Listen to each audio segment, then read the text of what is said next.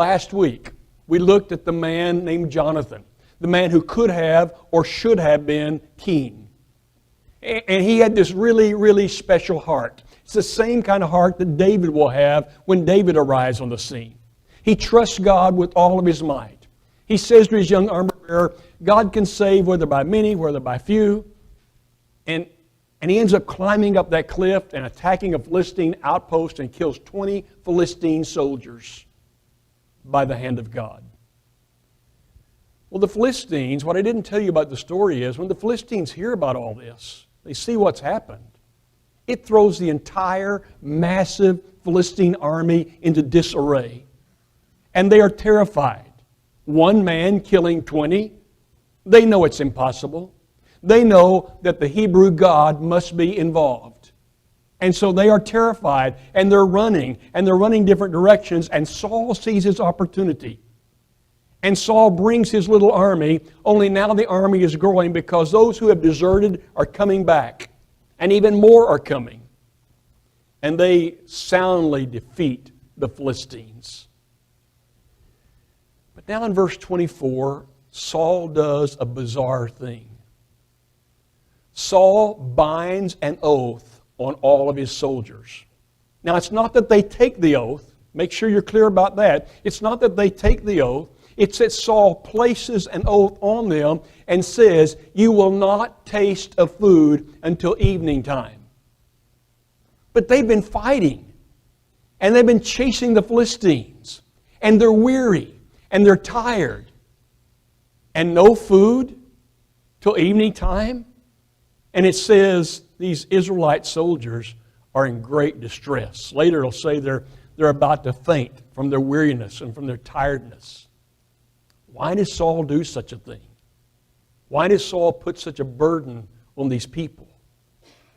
And apparently Saul thinks that he'll capture the attention of God by doing so. But I'll give you a warning. If you move over in the New Testament, the Pharisees are condemned because they put burdens on the people that were unnecessary. And he said, in putting these burdens on people that are unnecessary, you make life with God even harder. And that's what Saul's doing. There's another problem. Listen to Saul's words. I don't want you to taste the food till evening time so that I can avenge myself of my enemies. Do you hear the I and the my and the mine words? If you could remember back to the lessons from the book of James, we talked about the wisdom of this world that competes within us with the wisdom of God.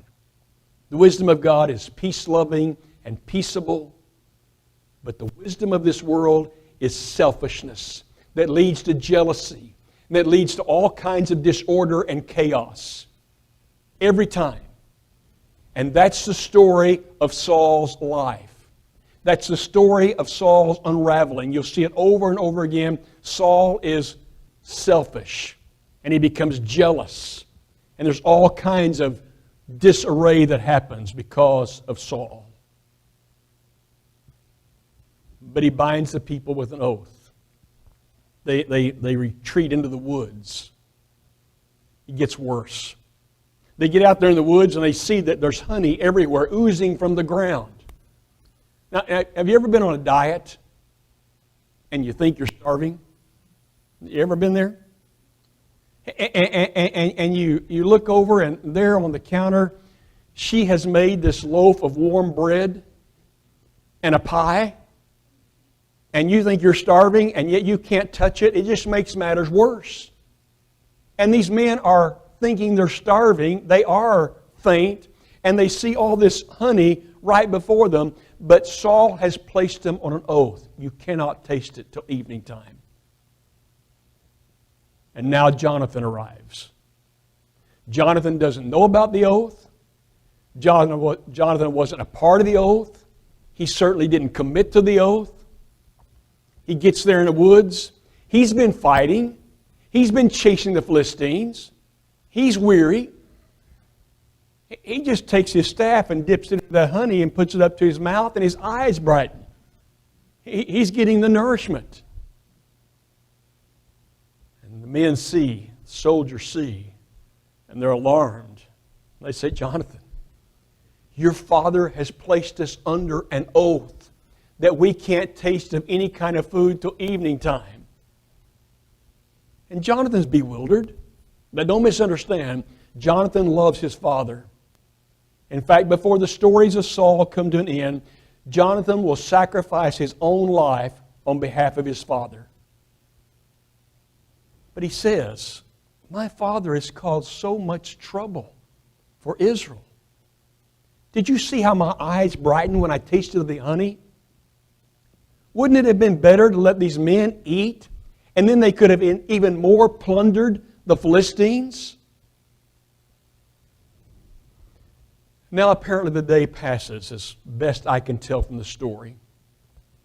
And they've captured from the Philistines many sheep and oxen and such as that. And they are so hungry as evening approaches that they begin to kill everything they can get their hands on, and they begin to eat. But the word comes to Saul. They're eating those animals, and they haven't properly drained the blood out of them, and that's violating the law of Moses. And now Saul gets all upset about that because we're violating the law of Moses. And he said, stop all this, bring those animals to me, I'll put them on the altar, we'll prepare them properly, and they all eat. And now Saul has this idea. Let's go in the middle of the night. Let's go in the nighttime, and let's further attack the Philistines. He's ready to go. But the priest that's there, whose name is Ahijah, says, we need to inquire of the Lord. Good advice. Now you need to understand, this same priest was praying a little earlier in this story. We didn't talk about this. But Saul grows so impatient, he said, just stop your praying, we're going to go fight. That's the mindset of Saul. The priest said we should inquire of the Lord. So the priest prays, but it says in that passage, God did not answer. God did not answer. And Saul assumes, because of the non-answer, that someone has broken his personal oath. Now, you and I need to be careful of that, because God doesn't always answer in the time frame that we think. Do you understand that? It's not necessarily an indication that something is wrong. But Saul assumes something is wrong. And he assumes that someone has broken his oath. So he says to the commanders of the men, you stand over here, and Jonathan and I will stand over here, and we're going to cast lots, and we're going to see who is guilty. Now, I don't know what casting lots means. In the New Testament, they cast lots to replace Judas, and it seems like a vote. Some say in this story, it's more like flipping a coin. And they go through this process, whatever it might be, and the men are free. It's Saul or Jonathan. So Saul stands over here, Jonathan stands over here. Saul says, we'll do this again. It lands on Jonathan. Jonathan's guilty. And Saul says to his firstborn son, you're going to die. And Jonathan will speak to him and say, all I did was stick my staff in a little bit of honey and ate a little bit of honey. And you're going to kill me? And Saul says, may God deal with me, and may it be ever so severely if I don't put you to death. Can you imagine? Can you imagine anybody going to that kind of extreme over that kind of situation? And he's going to put his own son to death. But here's a beautiful part of the story. The soldiers rise up. The soldiers rise up now in defiance against Saul. They wouldn't do it for their own good because they were starving, because they were faint. But they said, you will not harm Jonathan. You will not touch a hair on his head, because it's because of Jonathan that the God has given us this victory. It's because of his heart. It's because of his trust that God has given us this victory. And the story ends. And all week I didn't want to deal with the story.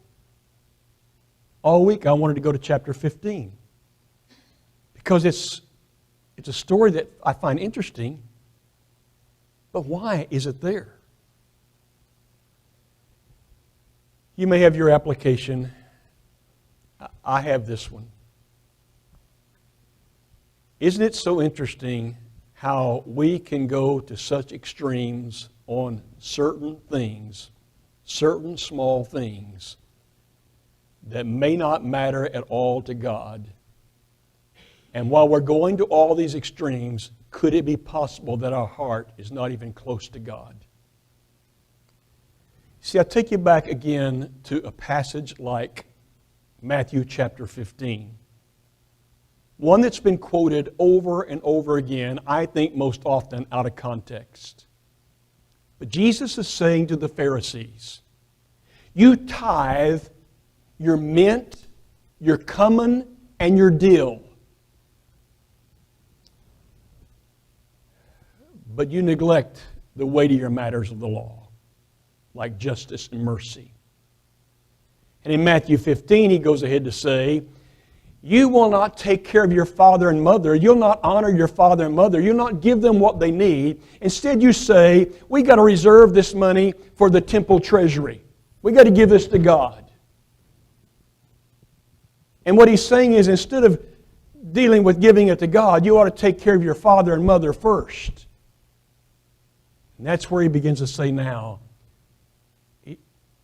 you have all these things that you put together, these traditions and these commandments of men. And that's wherein they were making life harder for those people who were trying to come to God. But your hearts are far from me. You see the extreme on these little things? But the heart wasn't right. I remember many years ago, I was speaking at a congregation. I don't know how many people were there, but they routinely had 1,300, 1,400, 1,500, 1,600 people on a Sunday morning. I would make it a practice to go to the building early so that I could greet people early. And when I finished speaking, I would never, ever go to the back of the auditorium. I would never do that. I would stay down front. One particular Sunday morning, a man came to the front abruptly. You could tell by looking at him he was angry. And when he spoke to me, he said, I do not like this singing during communion. And I remember smiling and looking at him and said, neither do I, and most people here don't. That's why we only sing during the contribution. You see, he was all worked up and so upset over some little thing he didn't even understand. He thought the contribution was the same thing as the communion. I'm not about to judge his heart. I don't know where his heart was. But I've seen people get so irate and upset over little tiny things that are not plain in Scripture and therefore probably not very important in Scripture. They get so upset. And I hate to say it, but at the same time, when you watch how they live their lives, you can't tell one bit of difference between their lives and the lives of this world. And that should never be. That should never be. But I know how the selfishness of this world creeps into our lives. And I know how we get so mixed up at times. Have you ever heard the phrase, majoring in the minors? You heard that phrase? I've told this audience on many, many occasions, I do not like the word religion because religion is different than relationship. And religion is often hollow. And religion often does just what the Pharisees did. Religion often majors in minor things that probably matter little or not at all to God and misses the heart that God is trying to build inside of each one of us through Jesus Christ. The heart that is devoted in trust. You get that down. You learn how to trust. The proper obedience will follow. And that's what Jesus has said to those Pharisees. If you get the justice and mercy down, that tithing of even your spices, that'll all work out. You've got to get the big things down. I hope as a group, over time, we are learning to deal with the big things in our lives and not get so upset about things that are little and not plain, the big things. All that out of Saul because Saul binds on the people something for his own benefit and makes life harder for them, all the while thinking he's going to impress God, and I am relatively certain that God does not get impressed when we bind things on people that make life harder for them. So may we be pure of heart. May we be a people who love God heart first, which is what God really wants.